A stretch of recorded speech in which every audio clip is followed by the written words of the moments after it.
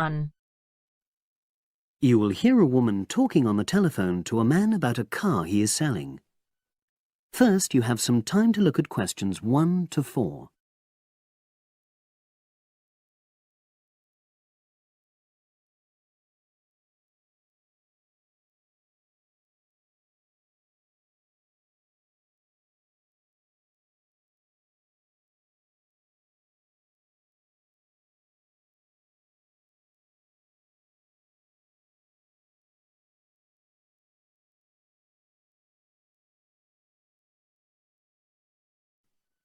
Now we shall begin.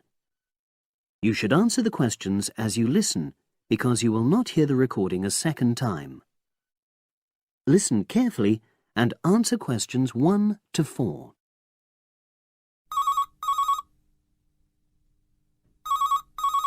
Hello, Brian Park speaking. Oh, hello. I'm calling about the advert in the paper. For the car? Yes, the Mini you've got advertised for sale. Oh, yes. I just wanted to find out a bit more information. Of course. What would you like to know? It's my brother who's interested, actually, but he's not in today, so he asked me to call you. Fine. Great, thanks. So, it's a Mini, Yep. and how old is it? Just coming up to 13 years old. And I seem to remember from the ad that it's grey. That's it. Doesn't show the dirt. Absolutely. Anyway, the colour shouldn't be a problem for Jeff. You know, the important thing is the quality. Yes, of course. And what about mileage? With it being pretty old, it's probably over 100,000? Actually, it's 40,000 less than that. 62,000 on the clock. Great! I remember now. I'm confusing it with another ad I was looking at. Right. Pleasant surprise then. Yeah. Have you been the only owner, or was there a previous one? I'm the second one. Before, it was owned by a teacher who was a very careful driver. Didn't have any accidents. Very good. And what about you? What do you tend to use it for? I haven't used it all that much, mostly for shopping. You know the sort of thing. So not much wear and tear. I'll make a note of that. I know Jeff wanted me to check that. Right. Before you hear the rest of the conversation, you have some time to look at questions 5 to 10.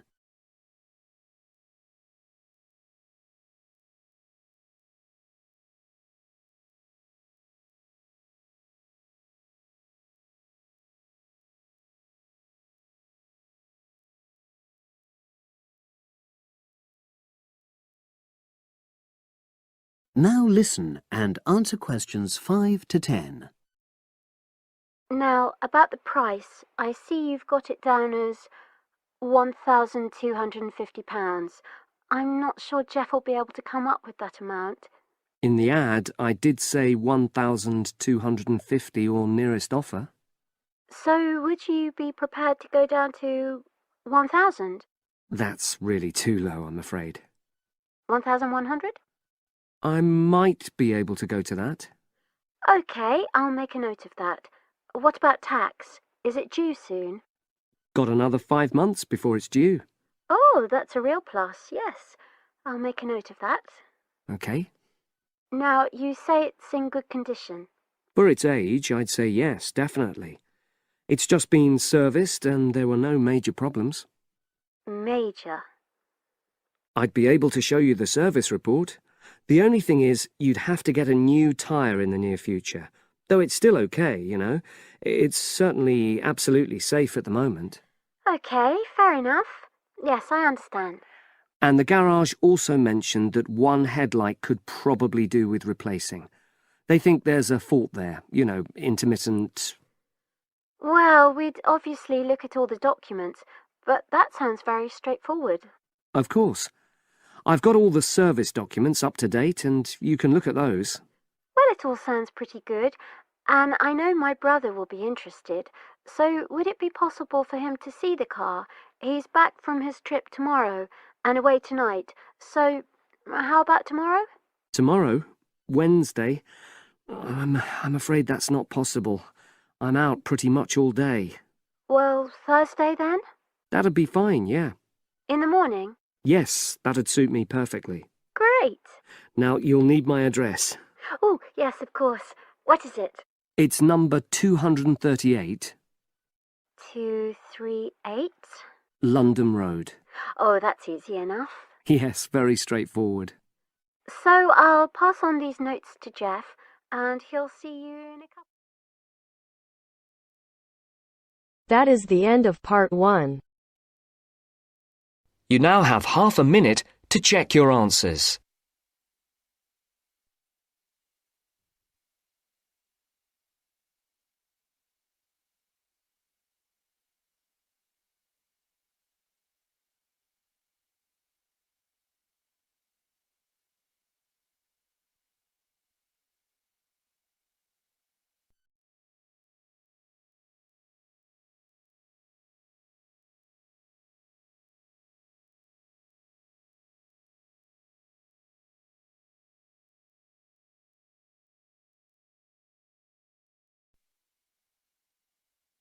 Now turns to part 2. Part 2. You will hear a tour guide talking to her tour group. First, you will have time to look at questions 11 to 15.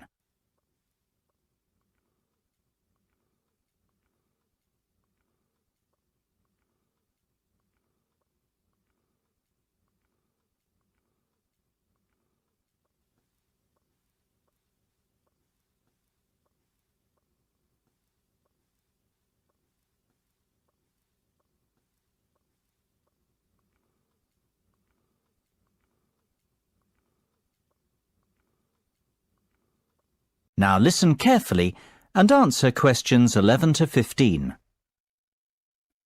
Well, we certainly have a busy day ahead of us, so let's get started, shall we? You'll find a map of the museum with the itinerary I've just handed out. The museum's our first port of call, so let's have a look at the map now. The door on the right of the entrance hall leads into the gift shop and ticket centre.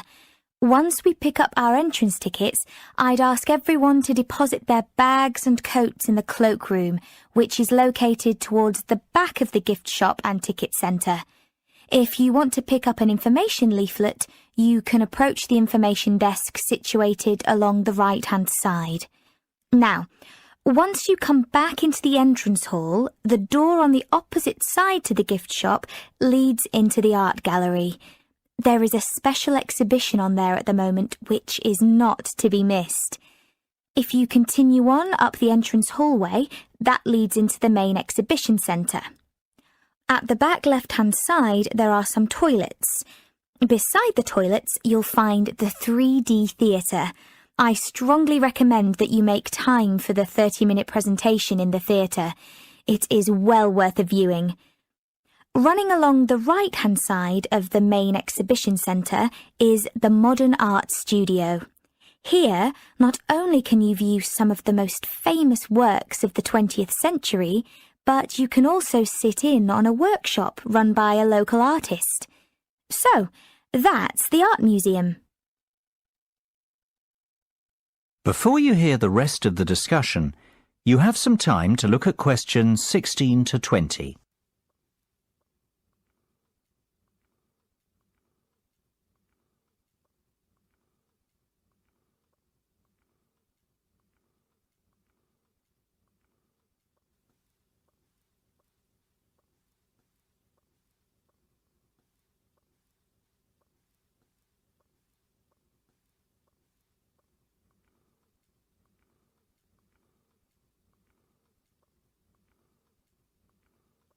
Now listen and answer questions 16 to 20. Next on the itinerary is the aquarium. Depending on how long we spend at the museum, we might have to give this one a miss. It's not what I'd call a highlight of the day, but it would be a shame if we didn't get to see it, as it's en route to the Solheim Country Club, where we're booked in for lunch at 1 o'clock. Originally, we had planned to stop off at the Milltown Winery afterwards, but we've had to scrap that plan. Otherwise, we'd never get to the zoological gardens before closing time. We have pre-booked the gardens and must be there by 2:30. So, no dilly-dallying please after lunch. Straight back onto the bus. The gardens close at 3:30, so we've an hour there, which should give us ample time to look around. Time allowing, we'll stop off at the famous Stout Brewery after that, if traffic isn't too heavy, and we're in Lincoln before 5. If not, we'll head straight for the National Concert Hall, where you're in for a real treat of an evening, with a performance from the world-renowned cellist, Andrei Borovsky. We have to be in our seats by 6:30 sharp. After that, it's back to the hotel for the night, where a buffet meal will be waiting for us at 8:30, or whenever we get back.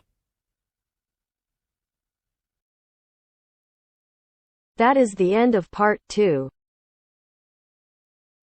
You now have half a minute to check your answers.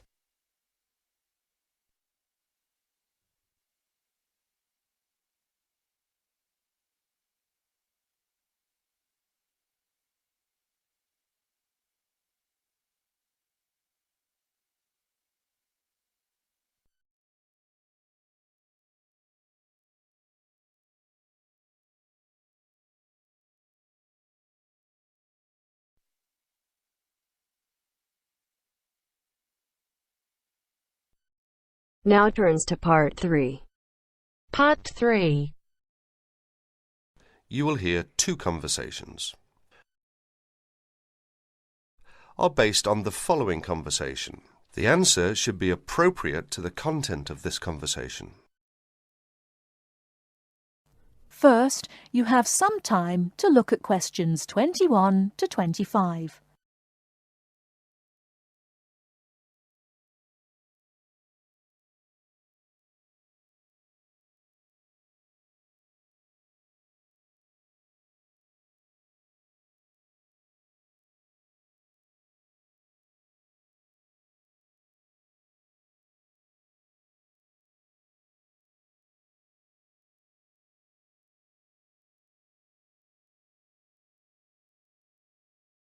Now, listen carefully and answer questions 21 to 25. Oh, hi Dave. Long time no see. Hi, Maria. I just settled down. I thought I'd drop by. Come on in, take a seat. Would you like anything to drink? I have Sprite and orange juice. Sprite would be fine. Oh, so, how have you been? Oh, not bad. And you? Oh, I'm doing okay, but school has been really busy these days, and I haven't had time to relax. By the way, what's your major? Hotel management. Well, what do you want to do once you graduate? I haven't decided for sure, but I think I'd like to work for a hotel or travel agency in this area. How about you? Well, when I first started college, I wanted to major in French, but I realised I might have a hard time finding a job using the language, so I changed my major to computer science. With the right skills, landing a job in the computer industry shouldn't be too difficult. So, do you have a part-time job to support yourself through school? Well, fortunately for me, I received a 4-year academic scholarship that pays for all of my tuition and books. Wow, that's great. Yeah, how about you? Are you working your way through school? Yeah, I work 3 times a week at a restaurant near campus. Oh, what do you do there? I'm a cook. How do you like your job? It's okay. The other workers are friendly and the pay isn't bad. Before you hear the rest of the talk, you have some time to look at questions 26 to 30.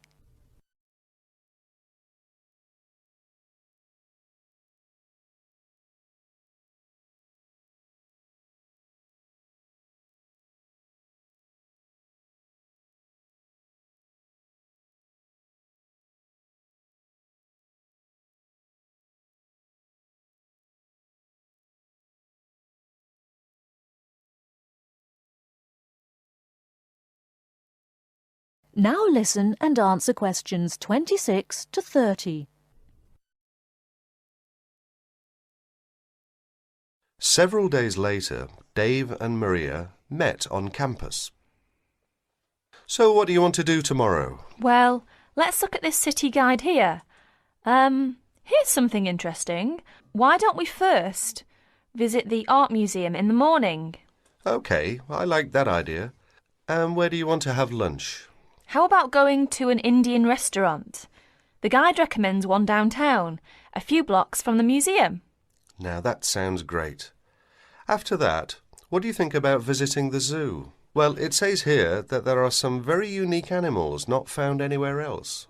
Well, to tell the truth, I'm not really interested in going there. Yeah, why don't we go shopping instead? There are supposed to be some really nice places to pick up souvenirs. No, I don't think that's a good idea. We only have a few traveller's checks left, and I only have $50 left in cash. No problem. We can use your credit card to pay for my clothes. Oh no, I remember the last time you used my credit card for your purchases. Oh well, let's take the subway down to the seashore and walk along the beach. Now that sounds like a wonderful plan. That is the end of part 3. You now have half a minute to check your answers.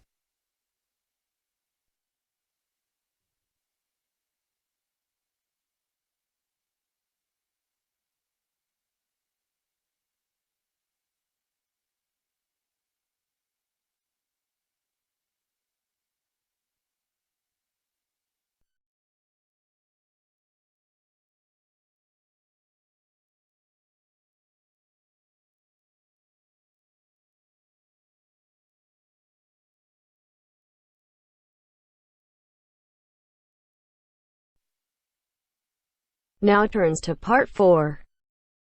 Part 4. You will hear a part of a lecture about learning and bilingualism. First, you have some time to look at questions 31 to 40 on pages 44 and 45.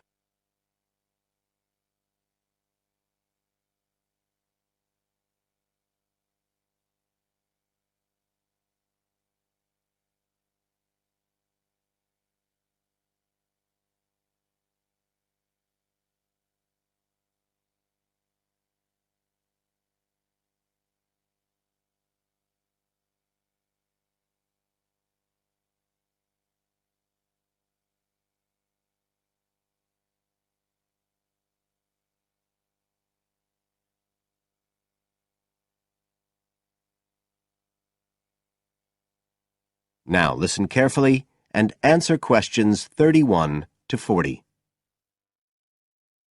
When we look at theories of education and learning, we see a constant shifting of views as established theories are questioned and refined or even replaced, and we can see this very clearly in the way that attitudes towards bilingualism have changed.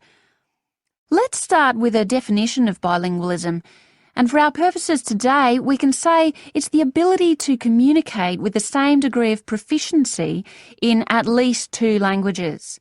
Now, in practical terms, this might seem like a good thing, something we'd all like to be able to do.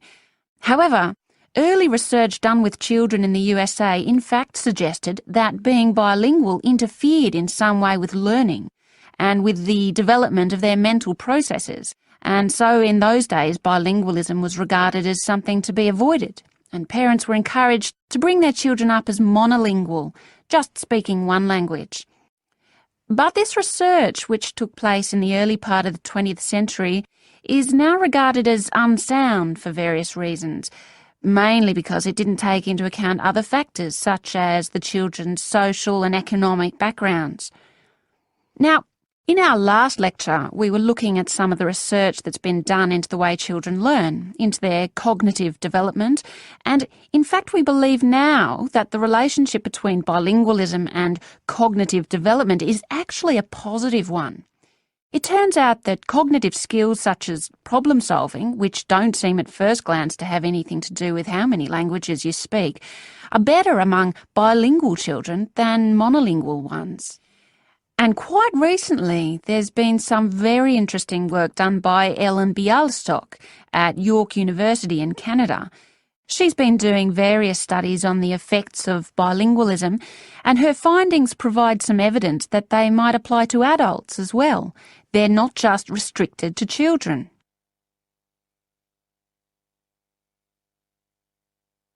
So how do you go about investigating something like this?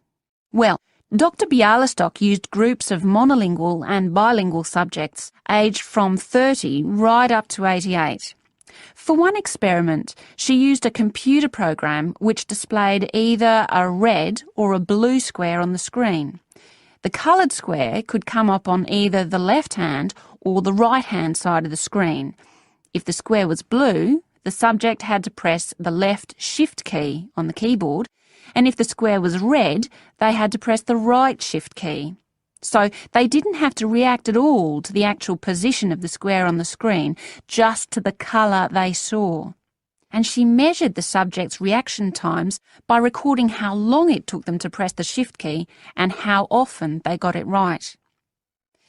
What she was particularly interested in was whether it took the subject longer to react when a square lit up on one side of the screen, say the left, and the subject had to press the Shift key on the right-hand side. She'd expected that it would take more processing time than if a square lit up on the left and the candidates had to press a left key. This was because of a phenomenon known as the Simon effect, where basically the brain gets a bit confused because of conflicting demands being made on it. In this case, seeing something on the right and having to react on the left. And this causes a person's reaction times to slow down. The results of the experiment showed that the bilingual subjects responded more quickly than the monolingual ones. That was true both when the squares were on the correct side of the screen, so to speak, and even more so when they were not. So bilingual people were better able to deal with the Simon effect than the monolingual ones. So what's the explanation for this? Well, the result of the experiment suggests that bilingual people are better at ignoring information which is irrelevant to the task in hand and just concentrating on what's important. One suggestion given by Dr. Bialystok was that it might be because someone who speaks two languages can suppress the activity of parts of the brain when it isn't needed. In particular, the part that processes whichever language isn't being used at that particular time. Well, she then went on to investigate that with a second experiment. But again, the bilingual group performed better. And what was particularly interesting, and this is, I think, why the experiments have received so much publicity, is that in all cases, the performance gap between monolinguals and bilinguals actually increased with age, which suggests that bilingualism protects the mind against decline. So, in some way, the lifelong experience of managing two languages may prevent some of the negative effects of ageing. So that's a very different story from the early research. So what are the implications of this for education? That is the end of part 4. You now have half a minute to check your answers.